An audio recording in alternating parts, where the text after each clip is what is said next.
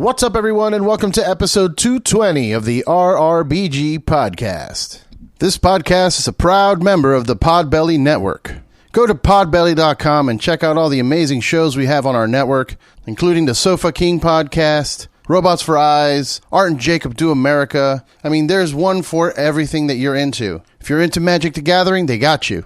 If you're into the occult, they got you. You're into serial killers, they got you. Everything.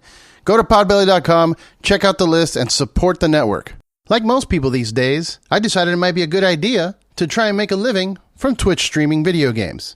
I kept dying over and over and over. I couldn't get the coordination I needed.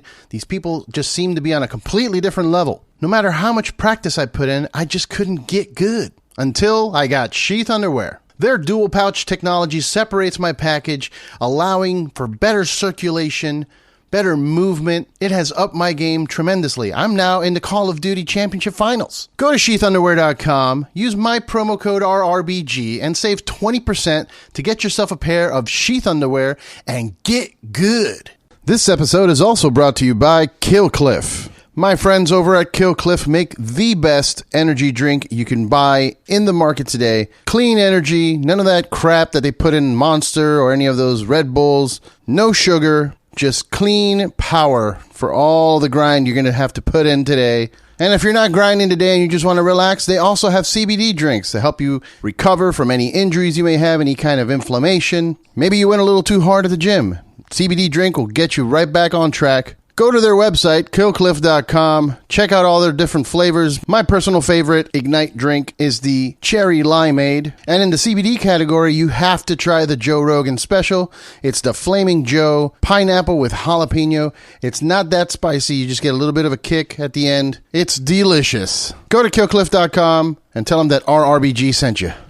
This podcast is also brought to you by El Yucateco Hot Sauce. You know, I gotta tell you, I've been eating a lot more Mexican food these days as I live in LA, and it's just inevitable at this point. So having a really good hot sauce at my disposal is kind of crucial. And my go-to right now is El Yucateco hot sauce. They are a staple. They come in so many different flavors. You can get the verde sauce with jalapenos, or you can get the habanero sauce. They have this special like black sauce, which is a special reserve sauce. I mean, for whatever level Scoville you can handle, I'm sure you can find yourself a sauce here. And if you go to shop Yucateco.com, use the promo code RRBG and you'll get 10% off of your purchase. This podcast is also brought to you by Saints Joints. Go to saintsjoints.com and check out all the awesome products they have there, including the new Book of Saints that comes with 4 packs of pre-roll joints. This is incredible, lavish, luxurious looking gold foil stash box. The works. It's the best looking stash box I've seen. Make sure to go pick one up before they're all gone. And also check out the new hash infused pre-rolls. Don't forget, it's saintsjoints.com, and make sure you tell them that we sent you. In this episode, I talked to Aaron Beam of Red Fang.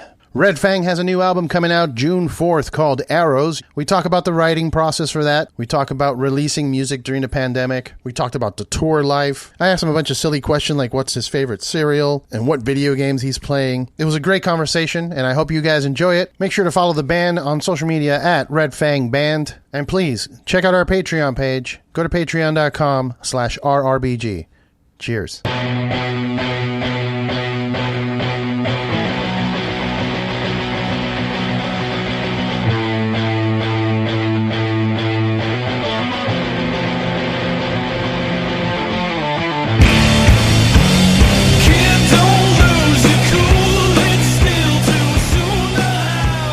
Welcome to the RRBG podcast. I am here with Aaron Beam of Red Fang. I was going to say co-founder of Health South and the company's first CFO, which is what I got when I first Googled it. That's my alter ego. And the older I get, the more he and I look almost indistinguishable from each other. Oh, man. How you doing, man? How are things? How's the pandemic treating you? I know that the band's been busy, but how about yourself personally? I have also been quite busy. Because we didn't really tour so much in 2019, a few of us needed to start looking for side hustles for the first time since Red Fang actually started being a job for us. Okay. So I actually went back to work doing production stuff for puppet department on a stop motion animation movie in Portland. So I've actually been, and I'm wrapping that up in about 2 more weeks, which is just about perfect timing since the record's coming out. But yeah, I've been busy working on spreadsheets basically since the start of the pandemic. Okay. So not a lot of downtime, not a lot of, what most Americans did, which was just drink themselves silly. Oh, no, I did that also. Okay. I did simultaneous. But I'm excited about the new album, man. I'm really stoked. The new song is great, Arrows, and that's also it's the name of the album too, right? Yes, for the first time ever, we did the weird thing of actually having the album named after a song on the same record instead of naming it after a song on a different record, which is what we normally do. Just gotta throw people off a little bit, a little bit. Throw ourselves off. Yeah. Then the video is obviously on par with all of the incredible videos you guys put out. I would actually call this one a sequel to Wires. Is that what you would? That's fair. That's fair? Yeah. Yeah, absolutely. And it came out like almost exactly 10 years to the day. Wow. It was like within a couple of weeks of the 10-year anniversary of the Wires. Maybe not the Wires video, but at least of that record. Okay. So what was the what was the idea of doing like a sequel type scenario? Because it starts off the same with you guys hanging out in the living room and talking about a check coming in and then proceeding into doing some crazy shit on camera. Yeah. How did that come about? Well, I think the idea was basically it was Whitey who does all of our videos. He had the idea of having us destroy stuff with a katana because he'd seen some YouTube channels of kids just like slow motion slashing through stuff with katanas. So he thought it'd be funny for us to do that, but he is self-aware enough to know that people would just immediately say, oh, yet another video where they're destroying stuff. And so he just got ahead of it and decided to reference Wires in the video to head off all those criticisms of the past. But it actually ended up being, I think it made it funnier because of, all the call outs to that video and but us being sort of like fake unaware of the repetitiveness of it. Yeah, like, did we do this already? It's like, right. You're so busy drinking PBRs that it could, I mean, it's totally something that could happen. Like, you're just like, I don't remember doing that. All right, just do it. I've always praised your videos. Like, every time I have people over the house, I'm and they're like, put something on. I'll throw on a Red Fang video because they're all so great. They're also hilarious and true to what I guess the world is that you live in. Like, the video, I forget the name of the video itself. Trying to think the one that you're on tour and like you're kind of Cut It Short is the Cut song. It Short. There we go. Yeah. And you're focusing on like the little like the annoying things of your bandmates. Like I'm like, that's exactly how that's what tour is. You talk to regular people, they're like, oh, tour must be so awesome. Like, no, it's a slowly starting to hate your band members. That's what tour is. Yeah, exactly. And actually just the other day, I think it was I don't know if Foo Fighters or Dave Grohl, somebody posted a similar, it was basically just like a call out to one aspect of being on tour being that you end up just smelling each other's farts all the time. Yep, pretty much. And they used a little clip from that video because it is so universal. Yeah, it's on point. No one's ever, I think, represented it that well. I mean, now let me ask you about it because I saw you guys, I think, tweet or I saw you guys social media about the Dave Grohl call out. Like, how is that? How did you feel when you saw that happening? Do you care about like, a rock star kind of, calling us out? Like, is that life changing in any way? No, I mean, it's definitely cool and it's very flattering. That's, I think, almost more a testament to, that's more, again, like Whitey, our video director, he's the one who comes up with all those ideas and the fact that he can pull it off and make it so universal. It's a compliment to him. We had actually, to pull the curtain back a little bit, we had actually been in contact with Dave Grohl and his team about having some sort of inclusion into that whole series. So we knew something. We were surprised to see full on clip from the video included, and it was pretty awesome. Nice. We didn't know that they were going to go that far, but it was not as much of a surprise on our end as maybe, Okay. Sometimes when we get calls from friends of ours who are like, hey, I'm at this hockey game and they're playing your song over the loudspeakers. That's a bigger sort of like, whoa, that's pretty cool. I didn't expect that at all. Because you're not warned about that stuff. Sure, yeah. That's what I thought the approach was with this. Like, I thought it was kind of like you guys found out when it was out instead of having you have spoken about it at least. Yeah. Well, them including the video, we didn't know that they were going to do that. That was a surprise.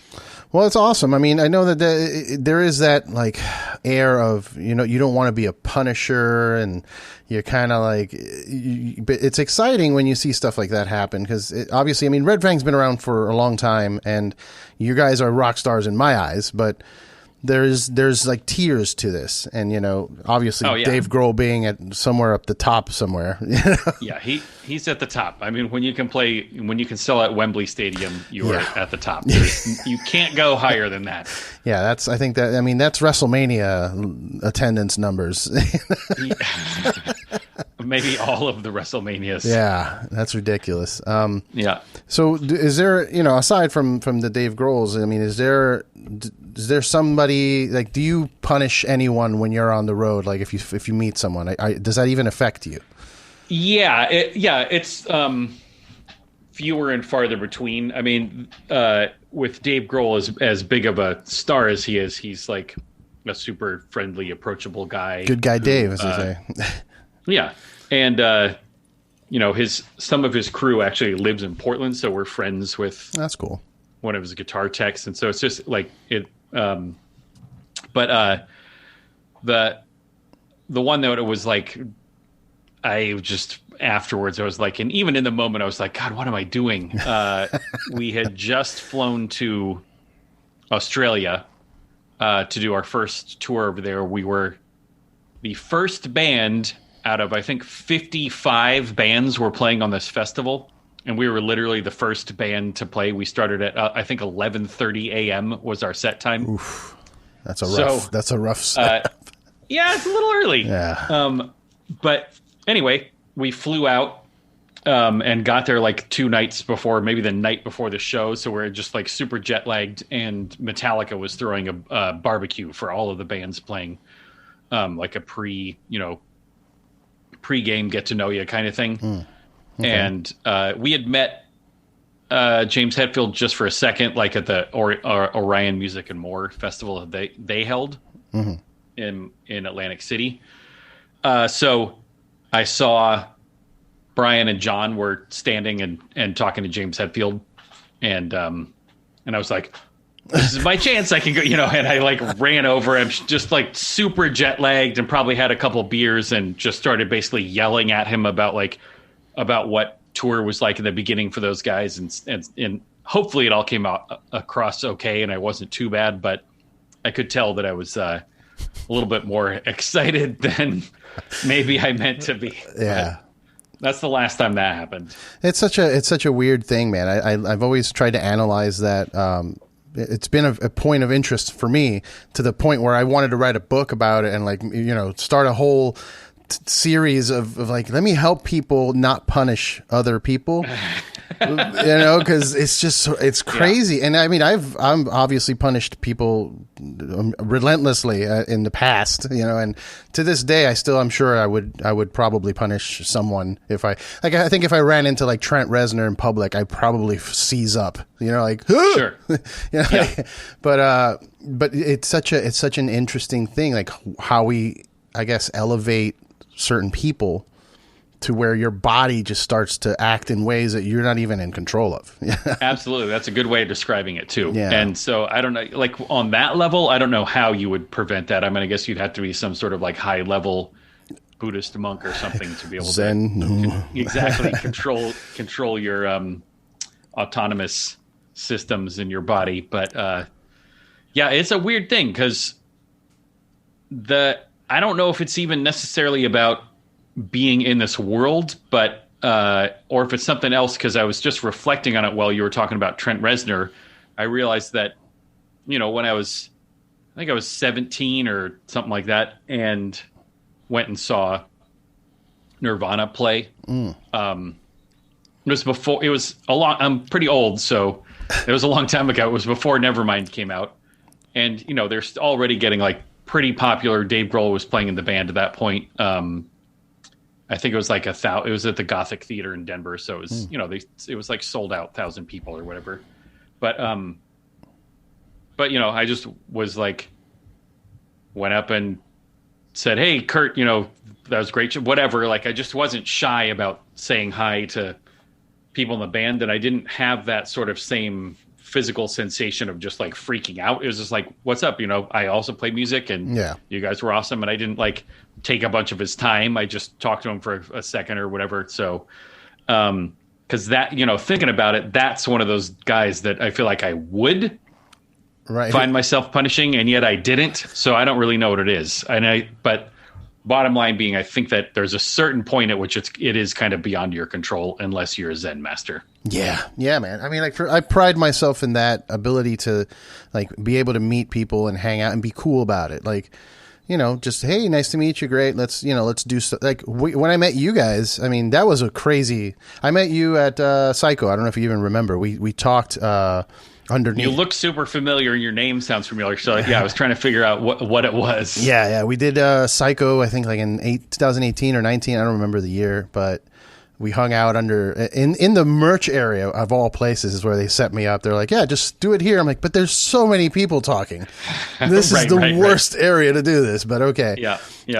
But it was cool because it was just like I didn't move at all. Like you came in and you left, and it was like that all day. I was there for 8 hours of just people coming in, Andrew WK, and like, it gets to the point where I'm just numb, and I'm all right. Hey, nice to meet you. Come sit down. Like, hurry up. Let's get this done. But there is times where even myself, like I think it was the last person I punished was probably Adam Jones from Tool.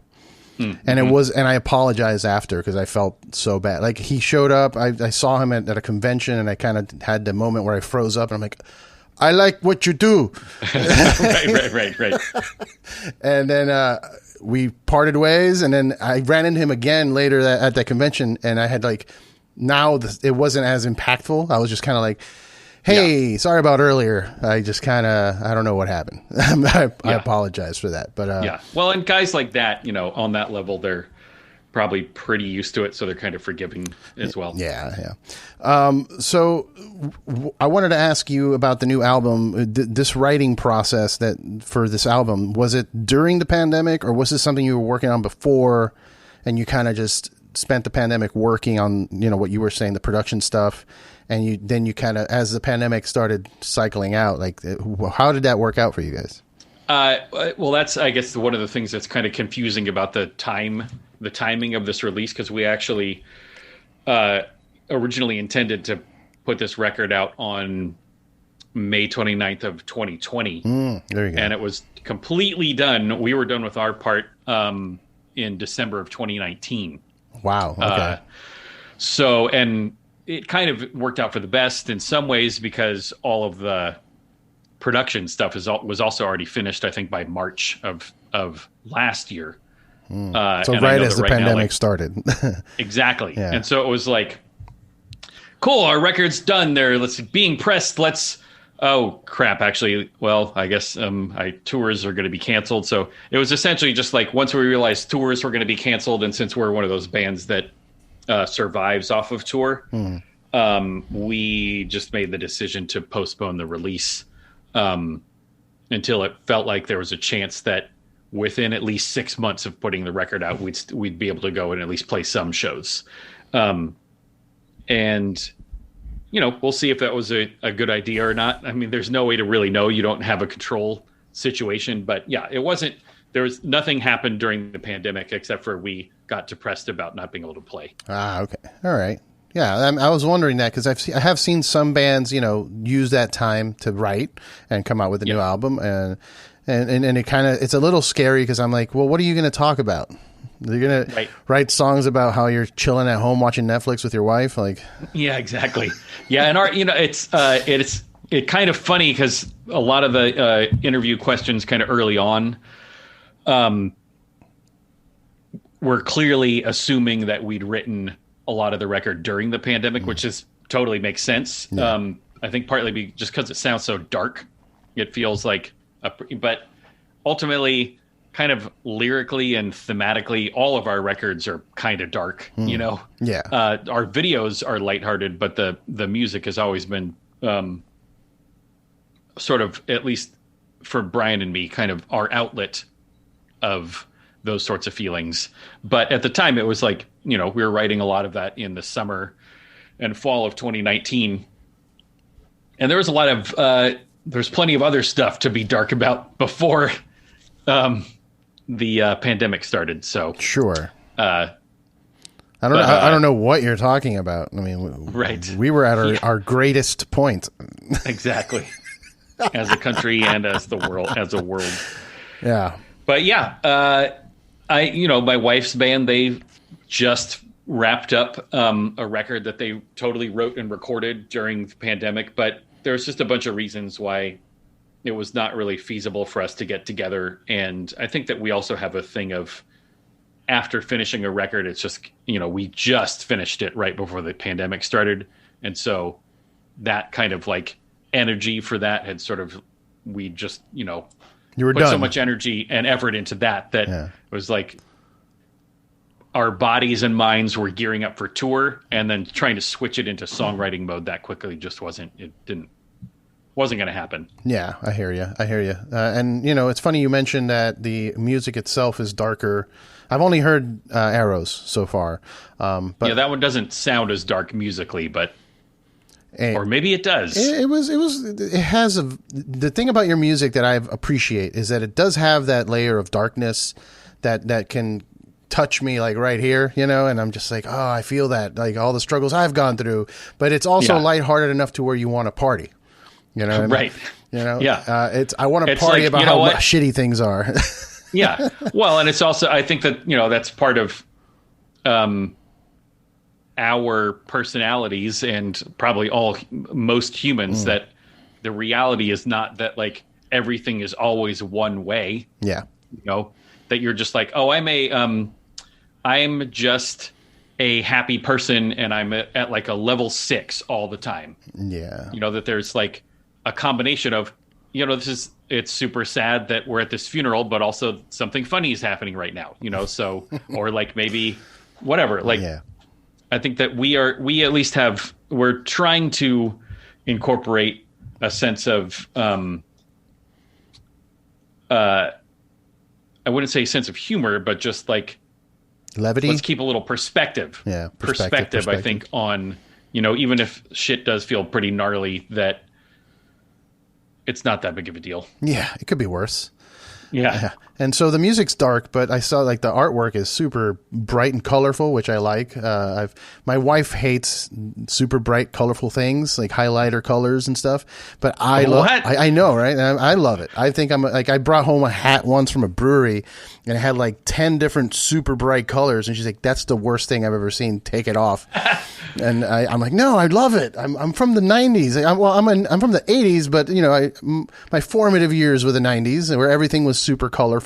Yeah, neon and yeah. Blacklight, blacklight posters, So it's cool to have that contrast, man. Because like you said, I honestly, if I meet someone who is always happy, everything's great, the first thought in my brain is, what's wrong with you? Exactly. Yeah, I know. I knew you were going to say that.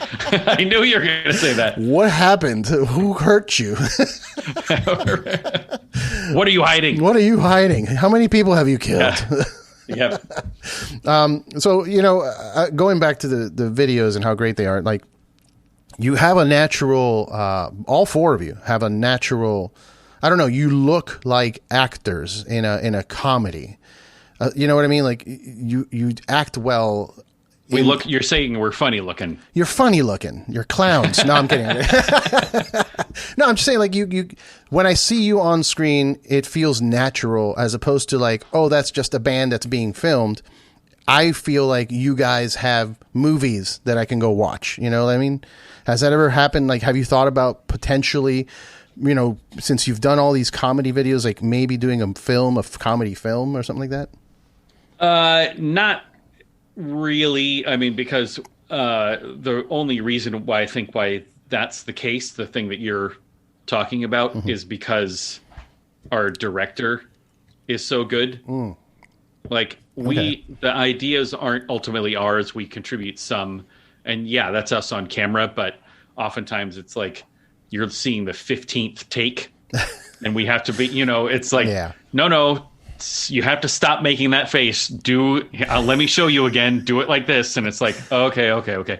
And we actually were just kind of reminiscing about working with Brian Posehn and Fred Armisen. That both of those guys. Especially in the Fred Armisen case, because we had done a couple of videos and I started at least thinking like, you know, I'm actually, maybe I'm not so bad at acting. It's kind of like I've done it a few times and starting to get to the point where I can sort of communicate some stuff on screen. And then just sitting across from him while Whitey was giving him direction, it's like completely different, you know. I was like, oh, no. I thought I had gotten up to like a 5 or a 6, and I was like, no, I'm at like a 1.2. And, you know, it's just like, I barely went up at all from basically completely incapable to just barely capable. Yeah. But I mean, you can't put yourself in that situation. Like I do that sometimes myself. You know, I was in a band for 10 years, and sometimes I'll see a musician on stage, and I'm just like, why am I doing this? Why am I wasting my time? Like, obviously they got it down, you know, so you can't. Yeah, that's a good point, because that's not I never take that approach as a musician at all. I mean, I'd never think about it doesn't matter to me that there are musicians who are far better technically than me than I will ever be, because I'm perfectly comfortable with the level of musicianship that I'm capable of at this point, and it works, you know. Yeah, that's a good point. Yeah, I'm a great actor. Hollywood. Look, from an outsider's perspective, I can totally see a film, maybe even directed by Whitey, and in collaboration with Brian and Armisen, like just a Red Fang film of following you guys on tour and crazy hijinks, similar to in the vein of all of the videos you guys have done. I can see that happening. I think I like it. I think it's a good idea. Like, just maybe even a series of. Did you see that? I just saw the Eric Andre movie. Oh, dude. Like a week and a half ago. Yeah. It was so good. Like, his show is a little bit too uncomfortable for me, but the way that I loved the narrative of the movie, and that actually had some like pathos and stuff. It was great. Yeah, no, he's a genius, man. I love that guy. I love the show because I'm a complete insane person. To where when I see somebody like running and screaming and smashing the set, I'm like, yes, that's what I want to do. Right. My wife can't watch it. Like, I'll show her I'm like, you got to see this, and she's like, nope, I can't. It hurts. It hurts to see that. It hurts to see people so uncomfortable. But I love that, and his movie was on point. You know what? And I'll tell him to his face, I don't like his stand up. I think he did a stand-up special for Netflix, and I was just kind of like, he's kind of just screaming and making fart noises and vomiting noises. Right. But the show... Some people are not meant for stand-up. They're much better at having stuff written or like putting themselves in a specific scenario. Yeah, I still love the guy. And like I said, the show's great and the movie's great. But I'd love to see something like that from you guys. I mean, it just makes sense to me. Now that the world seems to be getting back to some kind of normalcy, people are vaccinated and talking about doing tours again. Are you stoked? I mean, I've heard both sides. I've heard people like, I can't wait to get back on the road. And I've also heard people like, I'm not got back to that, playing half empty rooms and living in a van. It's not as appealing now. Right. Yeah. I've heard that too from quite a few people. I mean, I have I think that it was good to have this year and a half or whatever it was to kind of reflect a little bit. 'Cause we've been going pretty consistent for 10 years straight. Yeah. And, my kid is turning 12 pretty soon. And this is the first time that I got to live in the same town as my wife. Because she lives 2.5 hours away up in Tacoma. So there's been a lot of really great things, but I also realized that, playing music in front of people is essential to my being. And I've been doing it since I was 8 years old. I started taking piano lessons when I was 8 and was performing, recitals or whatever once or twice a year. And I realized at one point I was just having some struggles during this lockdown, and my wife actually kind of slapped some sense into me, and she was like, you have to think about what it is, and the fact that you're not getting to play music with your band. And I was like, more I think about it, it's been 40 years. This is the longest I've gone in 40 years of not playing music in front of anybody. So I'm totally ready to do it. Yeah, it's going to be hard. We're going to be totally out of shape, like show shape. Yeah. And, there's going to be some level of the discomfort that's like, oh, crap, I forgot about this. And this isn't as rad as I remember. Yeah. But I think that just the excitement of being able to do it again is going to outweigh all of any of those sorts of like discomforts, physical discomforts. For sure. I think so too, man. For you guys, and not to say that your records aren't tremendous as it is, it's very difficult to capture on a record the energy that you guys have at a live show. Like your live shows to me are, and one day I'll watch you. One day I'll see a show from you guys sober, but so I can get the real picture. I've been sober at a bunch of our shows. No, I know what you mean. You mean me will be sober. I'll be sober, and I can appreciate everything you're doing on a sober level. Because every time I've seen you guys, I saw you guys in Long Beach. I forget the name of the bar, Alex's Bar, maybe. Alex's Bar. That's what it's called. Yeah, Alex's Bar. And a pregame. That was the night that was that the night that the Dodgers were like, the Dodgers were in the World Series final thing. Yeah. And the show got postponed like by 2 hours because everybody in the bar was like, no, shut up, put the TV on. Yeah. I remember that. I met up with my buddy Jason. We were, I think he manages like Primus and a couple. He invited me out. Actually, he was like, "Hey, Red Fang's playing at Alex's Bar." I'm like, "What?" He said, "Yeah, come on out." And we got real shitty in the parking lot waiting for the show to start. And by the time you guys played, I was just in full blast, like mosh, like, and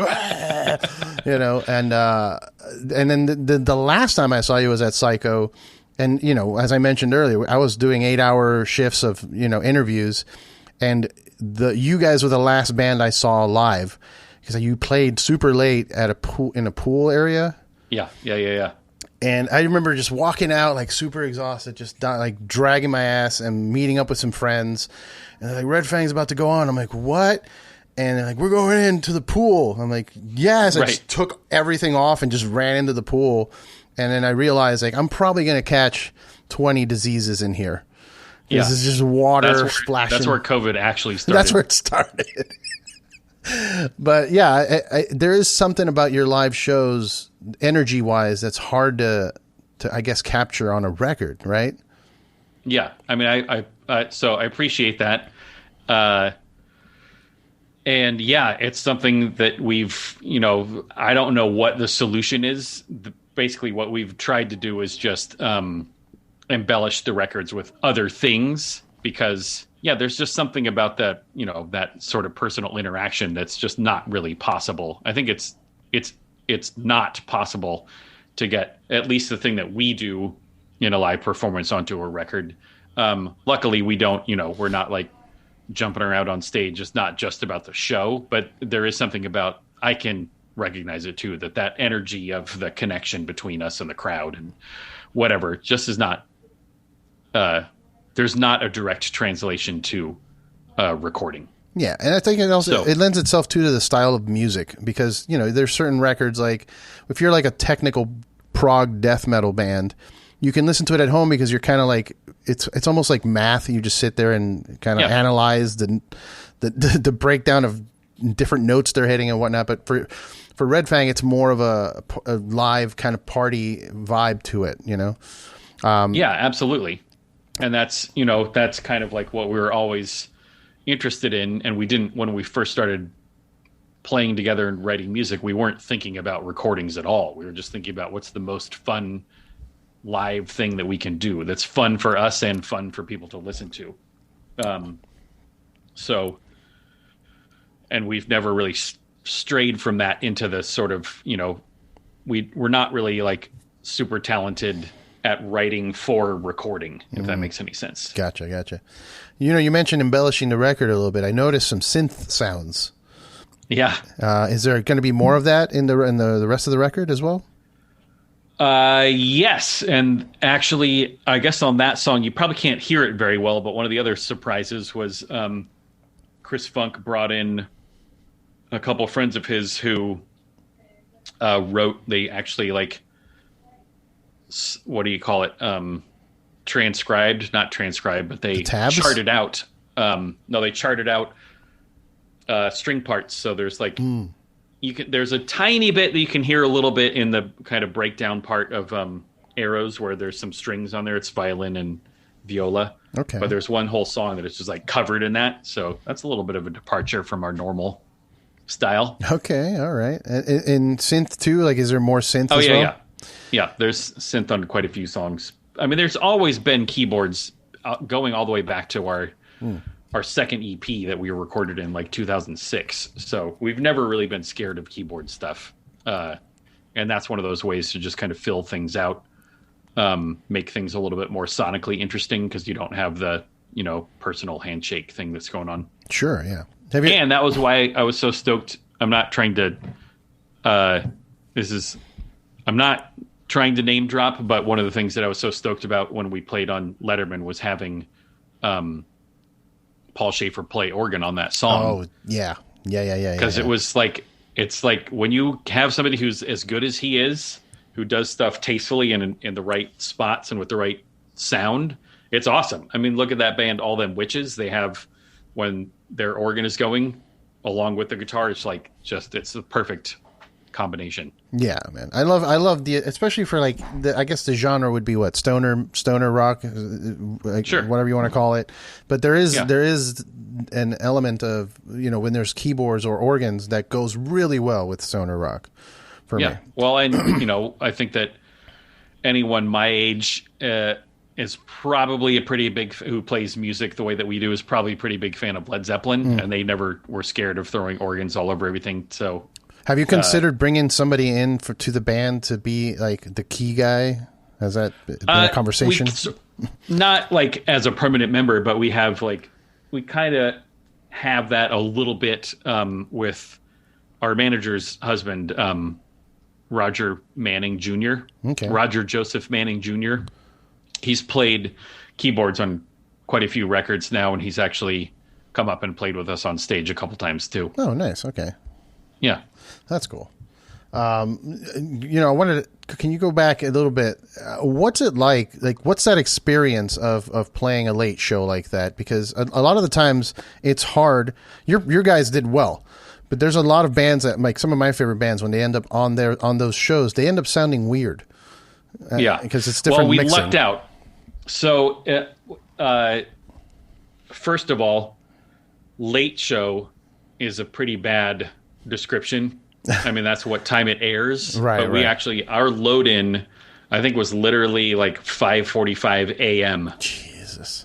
To get ready for that, because we shot like we were on the Friday episode, and so they tape Thursday and Friday all on Thursday, so that the whole crew and like everybody involved has a 4-day week, and everybody has 3-day weekends every week. So anyway. So the band that's on second has to load in earlier and do all of their sound checking first. But we really, really lucked out because we'd been we'd been given the advice ahead of time from our buddy Sean, who works with Foo Fighters, who've been on there a bunch of times. He said the crew has been on that show since like the 80s. So the number one thing I'll tell you is just say please and thank you. Just be nice to them, and they will take care of you. So that was awesome. I mean, we do that anyway. Yeah, I was going to say, that's some good advice for all of life. Just be nice. It's true. And that's just like, I was like, okay, well, that's not a problem. You're not telling us something that we wouldn't be doing anyway. But it just made, like, and then I think Paul actually, he wanted to, we had arranged ahead of time that he was going to play with us, and he like wanted to rehearse the song quite a few times. So, we had already gone through the song like 4 or 5 times. They are so professional. They're like, we want to make sure everything is dialed perfectly. We want to have all of our camera moves. So we want you guys to like play through it enough times that we already know exactly what we're going to be doing when we do it live. And I think we'd already run through it like 3 or 4, it's one song, and we'd run through it like 3 or 4 times. And then Paul Schaefer showed up, and he just wanted to keep rehearsing it over. So we ended up doing it like 8 times through the song. So if we couldn't figure out the sound and the like performance by that point, then that's totally on us. Sure. But I think that in a lot of cases, like, because we were, like I said, we were the late act on a Thursday taping, we actually just were lucky that we had the opportunity to spend like 2 hours sound checking one song. I don't think that's the case for most people. Yeah. So I think it's so quick of a turnaround that you just like, you don't have any, there's no chance to really dial everything in the way you need it to. Sure. Yeah. No, I hear that. And I'm glad, that they do it live too. Cause I did a couple of television, appearances, not for my own music in any way. I was hired to be a keyboardist for, this Latin rock pop female singer that, nice. It was just one of those things. Like my buddy called me and was like, you want to make $150, pretending to play keyboard? And I'm like, yeah, of course I do. That's beer money, man. Let's go. Right. But we would show up and like they nothing was plugged in. It was all running through the PA, and I was just kind of standing there. Like I remember taking it professionally too. Like I sat at home and listened to the song like 20 times and like learned how to actually play the parts. And then when I get there, they're like, "Oh, you're not plugged in." I'm like, oh man. Okay, I guess I'll just pretend. Yeah. And then like no one's going to notice that there's no power cord connected to my keyboard. Yeah. Oh boy. So I wanted to ask you a couple of like weird ass questions. Like, what are you eating for breakfast these days? Cuz I'm still eating cereal like a child. Wait, do you eat it like a child? Yes. Do you have like a little tiny plastic spoon and you like make a mess? Well, no, typically, my wife recently got me to switch back to bowls because I had started eating cereal out of a cup. Because I would just eat. Oh, no. I would eat it fast and then just drink the milk and move, Yeah. But she got me to go back to bowls, and like now I'm actually like cutting up bananas and making it nice. But I used to be a child. It was like Fruity Pebbles in a glass with milk. Right. Well, geez, I guess for the last couple months I've been eating like a piece of toast with peanut butter and half a grapefruit and coffee. Sometimes I eat just like a little oatmeal bar or something. Okay. It's like pretty boring breakfast. For the first like half of the pandemic though, before work got really busy, I was having my wife and I, because she is a gigantic fan of pho. Oh, yeah. Okay. So we were making like noodle soup for breakfast. Really? Like 4 or 5 days a week. Wow. I've never had that for breakfast. My wife loves pho as well. But that's like dinner for us. Oh, man. If you have even just the tiniest amount of a hangover, it's like the perfect breakfast. It's so good. I can see that. that as a good hangover cure. Yeah. Well, speaking of, aside from the pho, what's your hangover cure? Like, how do you, after a night? It's pho and pizza. Those are the two things.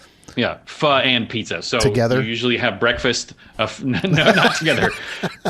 But those are the two meals that you eat the day that you're hungover. So you have pho for breakfast, and then you go pee like crazy, and then you and then you fall asleep for a while, and then you wake up and you eat a pizza, and you watch a movie and fall asleep again. I see. Do you have those nights as often as you used to in the past? Because, I mean, I found myself, I used to be hungover at least 4 times a week back in the day. Well, yeah. Now it's like maybe on Saturday. Like I'll drink Friday all day, and then Saturday I wake up feeling like crap, but I don't have anything to do, so I just chill out.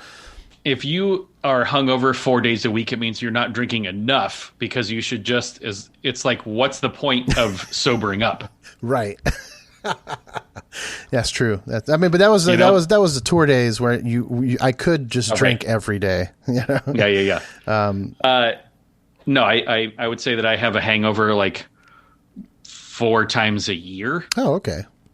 Maybe a little bit more than that, but that's actually probably not fair, because I drank a lot at the beginning of the pandemic. I almost just called it the takedown, but of lockdown. The takedown. The pandy is what I hear people in LA calling it. The pandy. Oh, okay. That's one of the nicknames for one of my friends up in Seattle. Her nickname is Danger Panda, and so people call her Pandy. Oh, okay. And so that doesn't really work up here. But my tolerance is so much lower now that like I can have 3 beers and I'll have a hangover. So yeah. But a hangover is really just like I'm mildly grumpy and have a headache. Yeah. I feel you. My tolerance has gone away. I used to do the tour thing, and then I also was working in beer for like 8 years. I was selling beer to bars.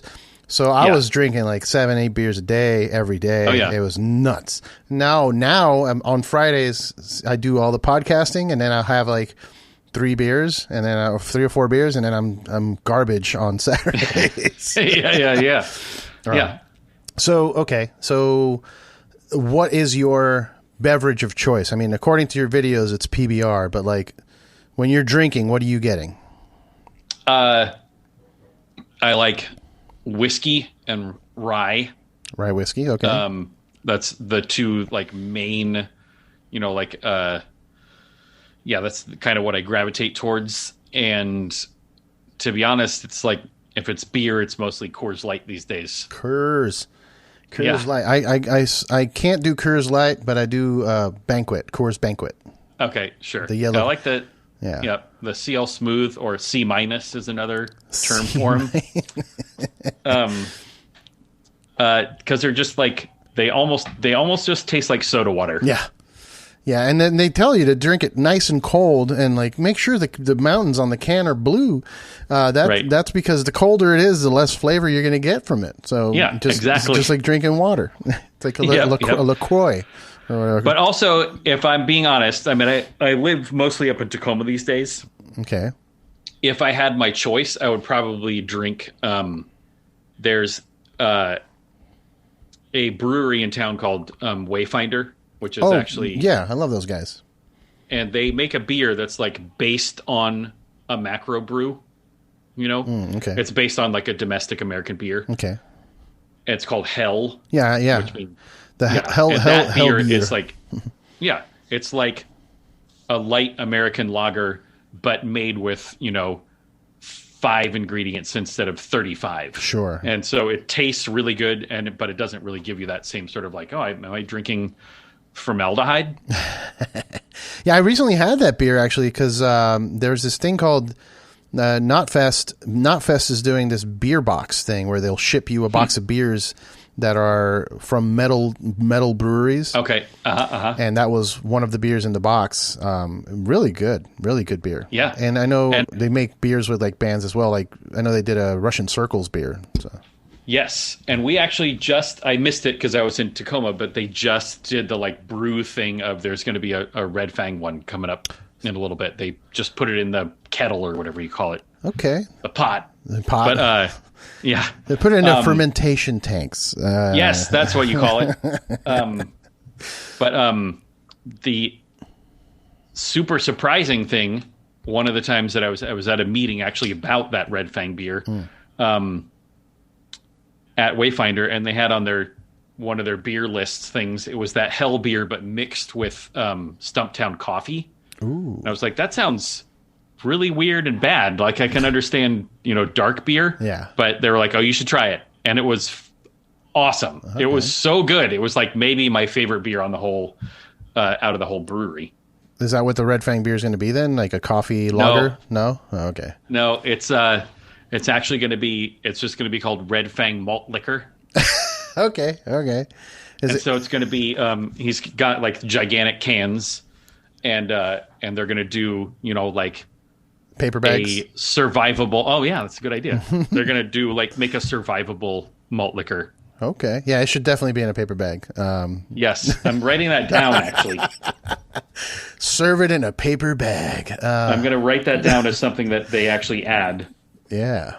To the and we can print our name on it or whatever. Yeah, exactly. Get that little logo of the what is that with the dinosaur head with the It's a saber-toothed tiger. Okay.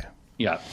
I think they call them saber-toothed cats now. I'm trying to remember what brewery I went to. I went to a brewery. I want to say a Mason Ale Works in San Diego or close to San Diego that has a giant sticker of that on their tanks.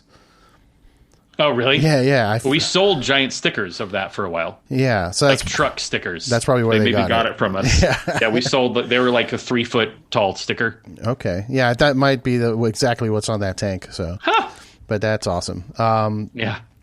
I was gonna say. I mean, you guys definitely should have your own beer. Like you're one of the bands. Like a lot of bands are doing it, but you're one of the bands that I associate with having some good times and having a beer. So.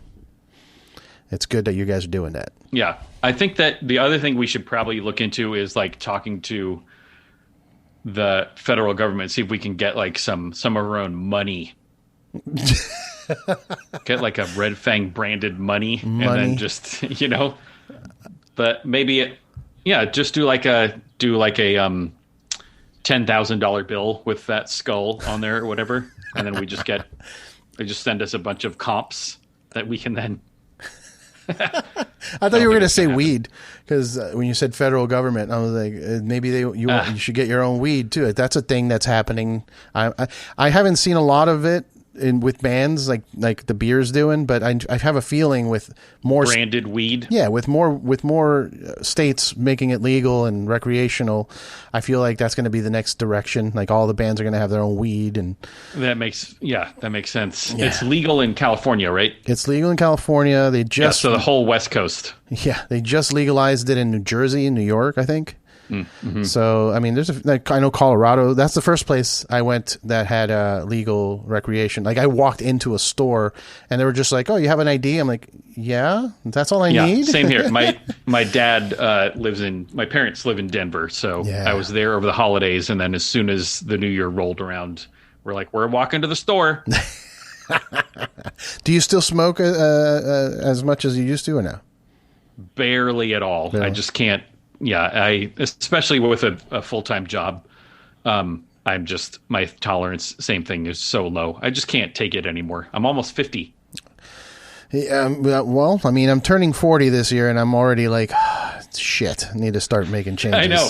That's where it starts. Yeah. It's not they're not lying that, things start changing at 40. Mm-hmm. And it's not just mental. I think it's real. It's real physical, man. Like the beer drink, like you said, the only being able to drink 2 or 3 beers, I can smoke on the weekends, but I can't during the week. I feel like I only do it if I'm having a really bad day, like, super stressed out. I need to take one little hit to kind of calm down. Yeah. But those days of let's smoke blunts, I can't do that anymore. Right. Cool, man. Do you have any other hobbies outside of work and music? Are you a gamer? Are you into wrestling? Are you into reading books? What's your go-to relaxation? It's I read a lot of books right at the beginning, and I kind of got out of it, and I've started reading them again. I just read a book about called The Golden Spruce, which is about sort of the logging industry up here in the Pacific Northwest. Okay. But I hadn't played video games in a long time, and then my son wanted a Nintendo Switch real bad. Okay. And he ended up getting, I think it was for his birthday, which is end of May. He got the new Legend of Zelda game, Breath of the Wild, it's called. Yeah. That's a good one. And I think I played it. I stretched it out. I was like, I'm going to just do every single thing. And yeah, I played it for like 6 months. Nice. So I got real deep. And it was, I mean, it's awesome. So generally I don't play a lot of video games, but this is like the perfect time to do it, to get back into it. Sure. And I think the Switch is a good thing for touring bands too, because it's so compact. Yes. To take it with you. Absolutely. And then, but the biggest thing is like just trying to go up in Tacoma, we live like across the street from a state park. So just trying to get down, walk, go for a walk in the woods, go down to the water. Like this Puget Sound is right down there. We just bought some kayaks. So, trying to get out on the water as much as possible. And then cooking, like I'm just trying to learn how to make more things, like learning how to make pho at home. I trying to figure out how to make this. There's this soup that we had in Indonesia that was so delicious, and it's not spicy. My son can't tolerate spicy food, so I'm trying to figure out how to make that at home. Do you know the name of it? I can't quite get it, but it's called opor ayam. Opor ayam, okay. Yeah, it's just like a coconut milk based chicken soup, but it's awesome. Awesome. So yeah, I love cooking, a little bit of reading, walking. And then, some pretty hardcore Breath of the Wild sessions. That's awesome. Yeah, I mean, I love cooking as well, and I feel like as we get older, that's one thing that you gotta focus on, because you got to be able to feed yourself and not depend on going and spending all of your money eating out. Exactly, it's so much cheaper. Yeah. But like my friend, some friends of mine were talking, a couple months into the lockdown, and quite a few of them were like, yeah, I've been cooking. I've been making food at home. So I've lost like 20 pounds. And I was like, funny, because now that I'm making food at home, I've gained 20 pounds because I was already like pretty good at it. But, I'm just like, oh, yes, I really want to go out for family Mexican tonight. So we can't do it. So I'm going to make it at home. I'm going to make Spanish rice. I'm going to, refried beans and whatever. I'm going to make cheese on a plate at home. Nice. And you do that enough, and next thing you know, you've put on your own COVID-19. Yeah, because you get a little heavy-handed with the butter and the cheese. Yep. My recipe for Spanish rice involves like a stick and a half of butter. Yeah. So I don't think it tastes right without it. Yeah, it's just part of that's where the flavor's at. I mean, maybe you think about the keto diet. Somebody was trying to get me to do the keto diet. They're like, it's all butter and bacon and cheese. I'm like, that doesn't sound right. Right. No. That's what got me here in the first place. Right. Yep. Oh man. But that's cool, man. I love cooking too. So I've actually been looking into these those things where they ship you everything you need to make a meal. Oh yeah. And that's fine. It's not terrible. But it feels a little wasteful. Like everything has its own little packaging. Like here's 2 sticks of cilantro. Yeah. But if it gets you to the point where like now you're more comfortable with ingredients that you would never have thought of before. I mean, my Brian has been doing that. I can't remember which one it was called. Blue something or Blue Apron. Blue Apron. I think that's what it was. Yeah. Not sponsored by them, by the way. Me neither. Not sponsored by any of these food things. We tried out. Somebody gave us some of I think it was like Freshly or one of those things where it's just a bag with all the ingredients. And it taught me new techniques that I wasn't like thinking about. They're like, oh, just get your sour cream, mix it with a little bit of water and lime juice, and that's funny. That's something that's something that I already do. I never did. I would just the glop of sour cream, like right right in a burrito. But yeah, like little tiny things like that. They've taught me. I'm just like, oh, that makes sense. Like before cooking the rice, cook a little bit of sesame seeds with the oil first, and then put in the rice with the water. Right. I'm like, oh, okay. Yeah. But anyway, I want to thank you for your time, dude. We've been talking for almost an hour. I highly recommend anyone that's watching or listening to pick up the record. The second I saw the video for Arrows, I ran to the website and bought one of the variants. It was like a neon colored variant of the record. Yeah. So I'm stoked to get it and hear the whole thing. But go to, what's the website? redfang.bandcamp.com. Is there a redfang.com? Redfang.net. .net. Okay, so redfang.net. On the social medias, at redfang. Is that, or is it redfang official? I'm not the right person to ask for that. Let me see if I can find it. You go to redfang.net and they're all listed there. Okay, redfang.net. Community. Okay, yeah, that works.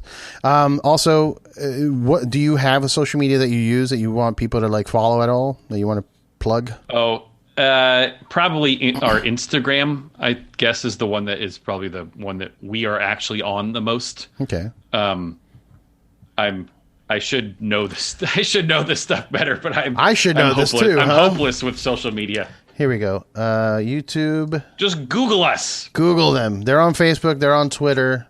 Store.relapse.com is also a good place to pick up the record if you want the relapse variants that they do. They always do some really cool splatter, all kinds of crazy colors and shirts and all that. And then, are there shows? Did you have any shows booked?